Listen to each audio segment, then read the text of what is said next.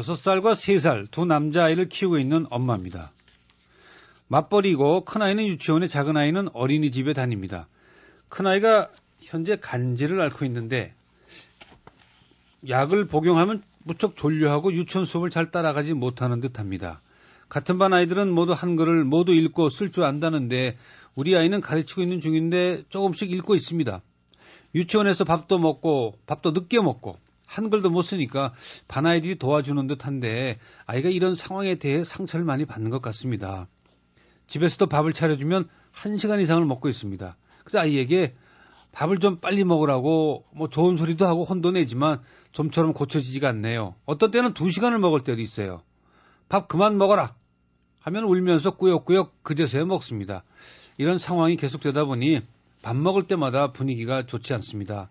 또 유치원에서 다른 아이들과 차이가 나서 아이가 스트레스를 많이 받고 스스로 자기는 못하는 아이라고 저에게 말합니다. 실수라도 하면 자기는 머리도 나쁘고 못하는 아이라고 말합니다. 그럴 때마다 용기를 주지만 아이는 반 아이들이 놀린다고 말합니다. 제가 아이에게 한글을 무리해서라도 가르쳐야 할까요? 저는 7살 때 가르치려고 했는데 다른 아이들 수준이 높으니 고민입니다. 아이에게 스트레스 주고 싶지 않은데 좀 더 강압적으로 해야 할까요? 했습니다. 예, 일단 너무 한글을 유치원이 네. 너무 빨리 선생님들이 네네. 하고 계시지 않나 싶어요. 유치원 교육 과정에서 한글 교육이 네. 예전에 이제 초등학교였죠. 초등학교 1학년 때 한글을 배우는 거였는데 지금은 이제 7세 유치원 때 배우긴 배웁니다. 근데 이 6세 아이들이 전부 읽고 쓸 줄 안다는 거는 그럴 수는 있죠. 이제 부모님들이 빨리 가르치시니까 그럴 수는 있는데 유치원에서 그런 활동을 되도록 하지 않는 게 좋습니다. 이제 그런 활동이 좀 선생님들이 편하신지 그런 활동을 하는 경우가 있는데 그럼 이제 못하는 일부 아이들이 상처를 받을 수 있는데 발달 그렇죠. 속도가 얼마든지 다르거든요. 특히 쓰기는 이 나이에 안 되는 아이들이 또 꽤 많습니다. 특히 쓰기 남자아이들 같은 경우는 안 되는 경우가 많아서 쓰기와 같은 경우는 좀 더 피하는 게 좋지 않을까 싶고 어머님한테도 지금 얘가 6살인데 한글 읽기 쓰기를 좀 힘들어한다고 해서 결코 늦은 건 아닙니다. 그렇죠. 천천히 생각하셔도 되고 또 이제 부모님들이 얘 자기만 못하면 너무 자존심 상해하지 않나 이런 말씀 참 많이 하시잖아요. 자기만 못하면 너무 자존심 상한다. 그럴까봐 같이 가르치는 서로 경쟁이 붙어서 나중엔 점점 다 빨리 해가지고 그런 현상이 발생하는 것 같아요. 근데 부모님이 안정적으로 대해주시면 자기만 못한다고 해도 그렇게 크게 상처받지는 않습니다. 그렇겠죠. 부모님이. 근데 이제 편지 주신 대로 밥을 2시간을 먹는다 하면 이건 좀 지나치죠? 그게 오늘 중요한 주제예요. 제가 오늘 밥 먹는 거 스트레스 받아 하시는 부모님들이 참 많거든요. 그래서 밥을 천천히 먹는 것은 건강에 사실 좋은 건데. 근데 이제 2시간은 너무 심하고. 너무 심하죠? 2시간은 심하고 그럼 어느 정도 먹어야지 인정할 수 있느냐? 인정할 수 있느냐? 보통 우리가 30분 얘기합니다. 30분을 넘으면 안 됩니다. 이제 30분을 넘는 거는 과도하게 걸리는 건데 원인이 4가지가 있어요. 4가지. 그렇습니까? 밥을 늦게 먹는 원인을 분석해 봐야죠. 첫 번째는 과잉 행동형이 있어요. 밥 먹으면서 딴짓하는 거. 밥 먹으면서 딴짓을 하느라 밥이 먹는데 오래 걸리는 거예요. 이게 주의산만이죠? 네, 주의산만 해가지고 밥 먹다가 뭐 딴 데 갔다 오고 그다음에 뭐 숟가락 가지고 장난치고 물도 좀 엎지르고 뭐 이러면서 이제 시간을 끄는 거죠. 이제 되게 이제 부모님들이 가장 미치겠는 형이죠. 이제 이게 딴짓을 하니까 이제 야단도 많이 먹게 되고. 여기에 밥 먹다가 화장실 가는 거는 여기 속하지 않죠? 생리 현상이니까 일시적으로 그런 현상이 올 수가 있죠. 애들은. 꼭 가는 애들이 있거든. 기본적으로 먹으면은 위가 자극을 받기 때문에 초기에는 그런 현상을 보일 수가 있습니다. 그 습관을 잘못 들인 거죠. 습관을 잘못 들인 거죠. 근데 이제 그런 과잉 행동형이 하나 있고 두 번째는 이 아이들이 예민한 아이가 있어요. 감각 예민형이 있어요. 감각 예민형 아이들은 뭔가 새로운 거, 낯선 거 이런 거 먹기를 되게 싫어해요. 그래서 이게 재는 아이들이 있어요. 그걸 못 먹으니까 그리고 또 먹어야 된다고 강요가 되니까 그걸 먹기 싫어가지고 딴짓을 계속 하는 거죠. 이제 깨작깨작 한다 그러죠. 이제 엄마들이 깨작깨작 하면서 시간 끌고 그 다음에 딴짓하고 이제 이런 형태가 있어요. 감각 예민형.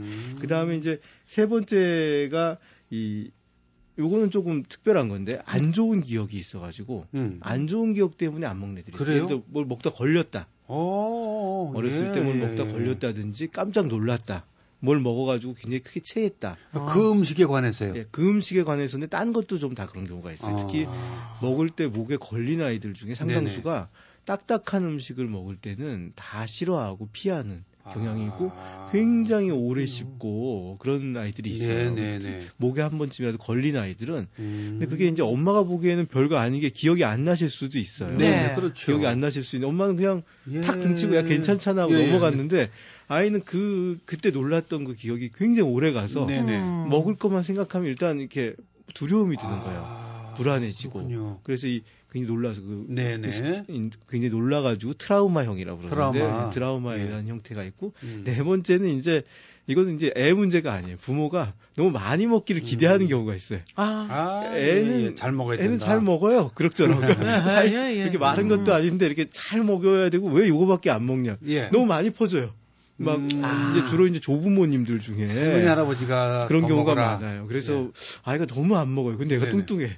너무 안 먹는다고 하는데 아이는 통통하고 안 먹어서 막 부었다고 누가 하시는데 절대 그런 것 같지가 않아요. 근데 이제 그런 아이들. 근데 그런 아이들 중에 또 상당수는 간식을 너무 많이 먹는 애가 있어요. 간식을 또 너무 많이 줘요. 평소에 간식을 너무 많이 줘가지고 아이들이 이제 식사 때는 식사는 별로 이렇게 간식보다 맛이 없잖아요. 애들 입장에서는 그렇죠. 달고 뭐 이러지도 않고 맛이 없으니까 일단 피하는 거죠. 그래서 간식을 너무 많이 먹고 심지어는 밥 먹기 1시간 전에도 뭐 과일을 막 먹는다든지 이러면 뭐 밥이 사실은 식욕이 없죠. 그런데 그럼에도 불구하고 또 밥은 밥대로 충분히 먹어야 된다. 근데 왜 밥을 제대로 안 먹냐? 얘는 너무 안 먹는다 이렇게 생각하시는 과잉 기대형. 과잉 기대형이 있습니다. 그래서 이 4가지 중에 어느 것이냐에 따라서 우리가 이제 대처가 달라지죠. 이제 이 제일 흔한 거는 이 과잉 행동형이 제일 흔한데 이 4가지 형태들은 어떤 것이라도 부모님들이 이걸 앞당기기 위해서는 크게 이제 또 4가지 기본 기술이 있어요. 기본 기술이 뭐냐면 우선 타이머를 잘 써보시는 게 도움이 됩니다. 그래요? 네, 타이머 요즘 전자레인지용 타이머 해가지고 이렇게 시간이 줄어드는 거 있습니다. 이제 애들이 아직 못 보지만 뭔가 줄어든다는 느낌이 있거든요. 그러니까 수를 읽는 아이들은 더 쉽고 수를 못 읽는 아이들도 뭔가 이렇게 이자가 있다 일자가 되면 줄어들고 갈수록 시간이 간다는 걸 계속 느낄 수 있어요. 타이머를 바로 아이 옆에다 놓고 먹이는 게 좋아요. 그러니까 일정한 시간 내에 먹는 거고 30분이 지나면 어떤 경우든 걷는 게 좋습니다. 걷어버려요? 예, 걷는 게 좋습니다. 그리고 걷을 때 대신에 화를 내지 않는 게 아주 핵심이에요. 어떻게 해야 되죠, 그러면? 그냥 걷는 거예요. 오늘은 시간이 돼가지고 이제 여기까지 먹고 끝났습니다. 식사 시간이 끝났고 손님 나가주세요. 예, 식사 시간이 끝났으니까 다음엔 좀 더 많이 먹길 바란다고 끝을 내야 돼요. 대신에 그런 경우에 간식이나 중간 음식을 주지 않는 게 중요합니다.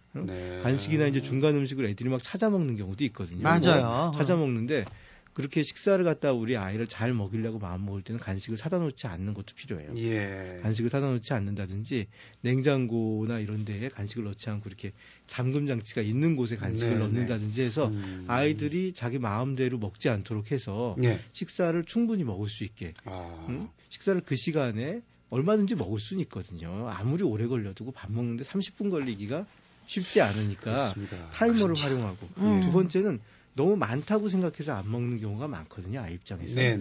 작은 종지를 이용하는 게 또 좋은 방법이에요. 여러 번 먹게. 작은 종지, 그렇죠. 여러 번. 작은 그릇에 조금 소량. 공깃밥으로. 소량씩해서 밥도 심지어 거기다 퍼주기도 합니다. 밥을 3개를 퍼줘요. 네가 먹고 싶은 만큼부터 먹기 시작하라고. 그러면 하나 먹을 수도 있고 2개 먹을 수도 있고 3개 먹을 수도 있어요. 근데 그러면서 먹기 시작하면 좀 양이 적으면 우리가 부담이 없잖아요. 그렇죠. 그럼 좀 빨리 더 시도하는 경우가 있어요. 반찬도 이렇게 조그만 종지에다 넣어가지고 주면은 아이들이 좀 더 이렇게 특히 아까 감각 예민형 아이들 같은 경우는 부담을 많이 느끼는데 그런 아이들한테는 부담을 덜 느끼도록 하는 게 중요합니다. 근데 막 많이 있다 생각하면 왠지 안 땡기고 적으면 왠지 그걸 좀 내가 먹어야 될 것 같고 이런 경우가 많이 있어요. 식판을 이용하시는 경우도 있는데 식판이든 뭐든 이용할 땐 좀 적은 양으로 해가지고 늘리시는 게 필요합니다. 세 번째는 이제 잘 먹으면 물론 굉장한 칭찬을 해주셔야죠. 시간 내에 잘 먹었을 때 보상해 주는 거.